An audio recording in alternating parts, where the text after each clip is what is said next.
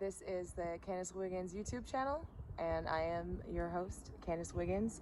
And basically, this is going to be the very first episode. This episode is titled Lakers Lose, and we're going to get into that in a second. I want everyone to please like, subscribe, and ring the bell for notifications because you're going to be wanting to get these daily notifications. This is a short and sweet show, so we're going to keep it as quick as possible. But at the same time, I really want to make sure that you guys know that this is going to be beneficial to both you and I if you're checking in daily and to catch up the updates on what's going on in the NBA, because it is constantly in flux, and I am going to try to cater to that. And let's just get right to it. And I'm going to explain to you first and foremost what this show is all about. It's really a program, and I'll explain it. It's a little bit different than how most NBA shows are, so we're both just along for the ride.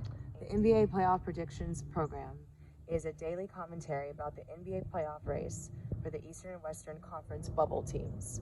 Now, what I mean by that, bubble teams are basically the first four in and the last four out of the NBA race. So that would be seeds 5 through 8 and seeds 9 through 12 in both the Eastern and Western conferences. So all the teams that we talk about, all the games that we talk about, all the matchups, this is a matchup show, everything that we talk about is going to be about those teams, okay? So we're making predictions, and the predictions are going to be who will move up, who will move down, and why. The key players, the key roles and that they play, and also key injuries, which is hopefully we won't talk that much about in this show, but we will cover that if necessary, and coaching strategies. And again, this is a commentary on matchups. It's very important to note that we are a prediction program. We do not claim to know everything. We're just here looking at the scope of the NBA. So for our predictions, we'll use the past, in this case yesterday, along with the present, today, to understand the full scope for tomorrow. And remember, it is called a playoff race for a reason. There's constant movement, and this program will attempt to compile all this data for the casual, engaged fan.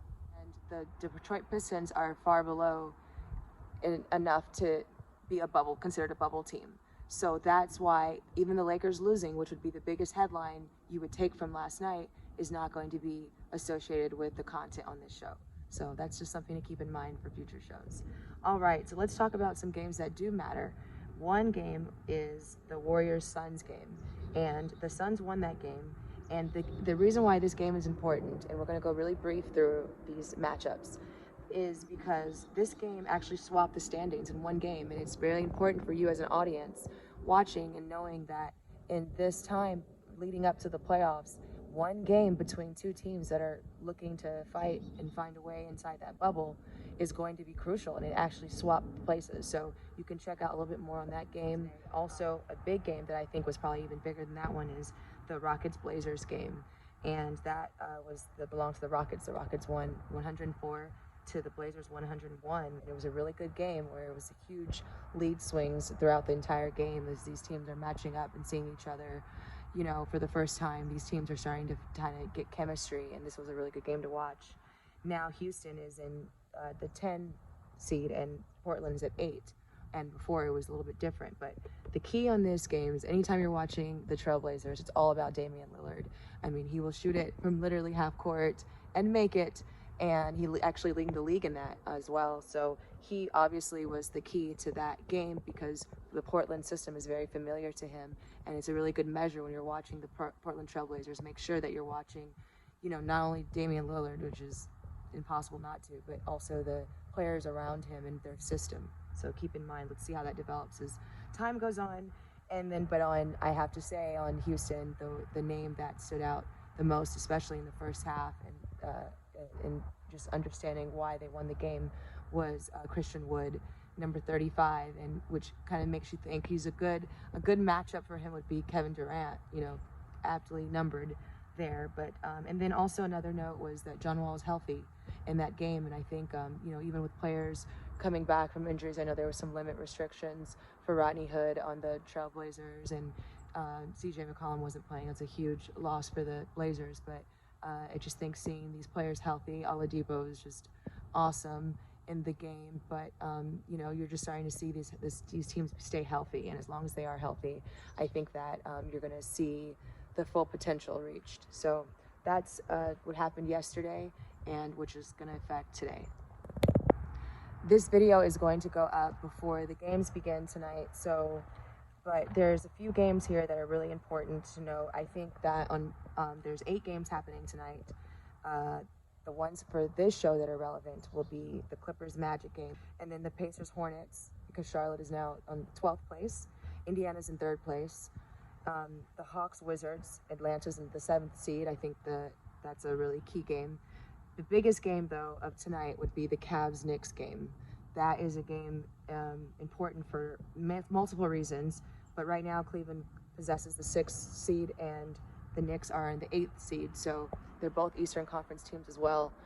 Now this is really important because on many ends, like I said, but I think the biggest reason why this game is so important is because it's kind of going to establish some of these teams, you know, in future matchups, how they would do against each other, how they would play, how their systems run against each other, a little bit more different than playing like a Western Conference opponent. So you see the Cleveland Knicks game, you want to keep in mind of that score, because that score is really going to determine a lot about, it's going to tell the story.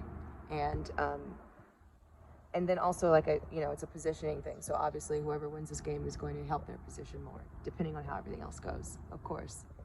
And then we've got the Kings Raptors. Toronto's in 11th place right now in the East, so that's something to look at. The Nets Thunder, I think that's going to be another good one to watch, because I really like this Thunder team and how they're playing. But also you look at Brooklyn, they're a 4 seed, and they're looking to kind of build and be more closer to the top, with Philadelphia, who's currently in 1st place. And then you have OKC, who's in the 11th spot, still trying to look to increase their bubble chances. Then you've got the Nuggets, Spurs, and this is a really good one too, because Denver's in 4th place and the Spurs are in 5th place.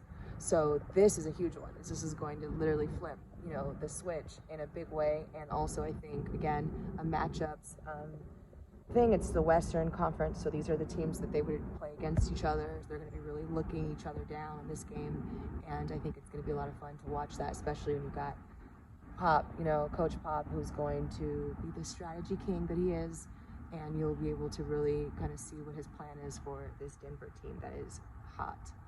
And then finally, the last game that I think everyone should know about is this Mavericks Jazz game. Dallas is in the 12th now. This is kind of the coolest situation that would happen on this show, having a 12th bubble team with the 1st place team.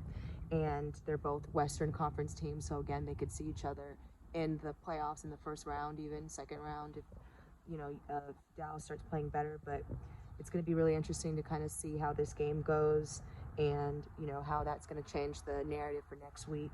This game is also featured on ESPN, so everyone's going to be able to watch it. It's a little bit different when you're on ESPN versus whether you're on just a subscription game, so that everyone can have access to it. When you're watching the games on ESPN, the whole audience is different, and it shifts even your strategies as a coach, because this is a TV game everyone's watching, if they're going to be keyed in on this one. But it's always fun to watch Dallas, and Utah's the #1 team for a reason, and we're going to find that out tonight why. So that wraps up about everything for today. Again, this is Friday, January 29th, 2021. This is the very first episode of playoff predictions, NBA playoff predictions. So you can catch me tomorrow. You'll want to get those notifications. We're going to follow up with everything that happens tonight.